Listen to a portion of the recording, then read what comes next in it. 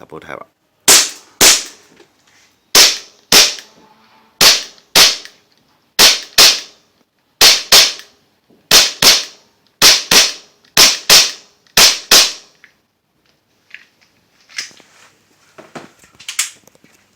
好，咁啊，自己可以睇一睇衡量下啦。咁呢一支槍呢，我哋呢就非常之推介嘅。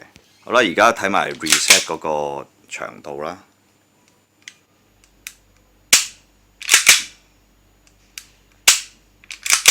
咁啊，原廠呢係有啲長嘅，咁但係當然呢啲都有得 tune 㗎啦。咁我哋當然都可以幫大家 tune。鋼錘我哋都試過裝落呢支槍嘅，都係完全可以用晒坊間靚嘅鋼錘都裝到嘅。基本上你想提升佢呢，都係一個唔錯嘅 base gun。打幾槍試下企遠少少嘅效果啦。咁而家都係用一隻 AW 嘅夾，再試下企遠少少打埋佢啦。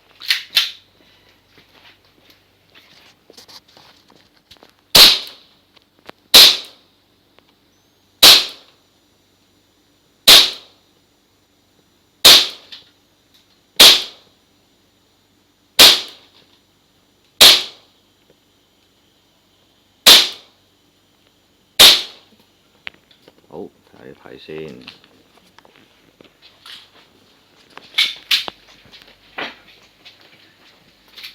咁我哋只係用咗 KSC 0.2嘅啫，咁啊用啲平彈。咁頭先呢一堆一開始就未拍片之前試嘅，咁啊冇望呢堆啦。咁呢堆呢就瞄住呢度飄咗向上少少，但係由於個西我哋都係未搞，一開盒就影嘅。咁而家呢，再打多幾發試下啦。好，咁打埋落去啦，清咗隻夾佢啦。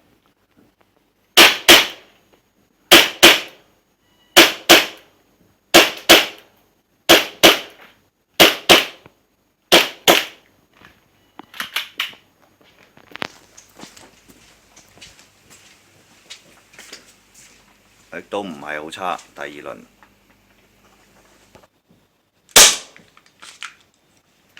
好，咁其實呢，頭先我哋而家係12月啦，個天氣比較凍嘅，所以 AW 隻夾呢，夏天係 lock 到 slide 嘅，即係早1、2個月。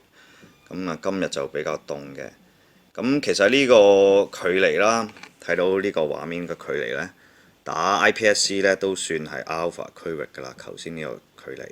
咁由於係5寸管嘅啫，咁當然你換啲精準啲嘅內管呢，更加會提升到啦。再換啲靚彈。我哋提議呢 basic 換嘅嘢呢，就當然係精密管 hop up 膠。咁呢個靚嘅 hop up chamber 呢，都係可以即係可以換到上去嘅。咁有呢一條棍呢，就對應翻呢條回膛桿嘅尾呢，就支槍會定啲。咁而家呢，就睇一睇個內部啦。